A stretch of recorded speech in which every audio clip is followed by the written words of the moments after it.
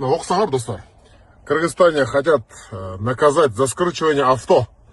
Америкадан алыска жүрө сактагы ушул законду жогорку кеңешке сунуштап, депутаттар Кудай буйрса, силердин жардамыңар менен, силер да допитет койсоңор, комментарий жазып депутаттарга жиберип, Кудай буйрса кабыл алат. Элестеткиле, эми анын ичинде биз Карфаксты киргизебиз, анан скрученный машиналарды Кыргызстанда жүрбөй калат. Кореядан келген, Америкадан келген, Грузиядан, Дубайдан келгендер реальный пробег менен аласыңар. Эми мына пробег деген эмне? Эми 50дөөгү менен 150дөөгү же 100дөөгү кишинин айырмасы бар да. Ошон үчүн урматтуу депутаттар кабыл алып бериңиздер. Элим, ушул видеону максимально бөлүшүп койгула, бул пайдалуу видео. Депутаттар белгилеп койгула. Ким мени колдосо мен силер менен до конца, дастан айт иншалла, дастан кылат, билесиңер, Салам алейкум, баарын жакшы көрөм. Жүрөктөн чыккан сөз жүрөккө жетет.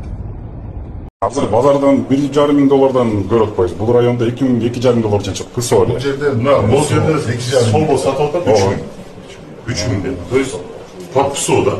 Мындай айтканда, ошо мамлекеттин бүгүнкү күндө президенттин элге жасаган бүгүнкү күндөгү мындай иш аракети элге жасап атканына, ошол элге болсун деген.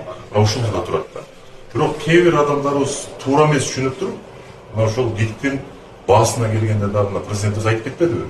Мындай туура эмес нерсени айтыштан алыс болушубуз керек да. Эмне үчүн дегенде, бүгүнкү күндө мамлекеттик ипотекалык компания бар.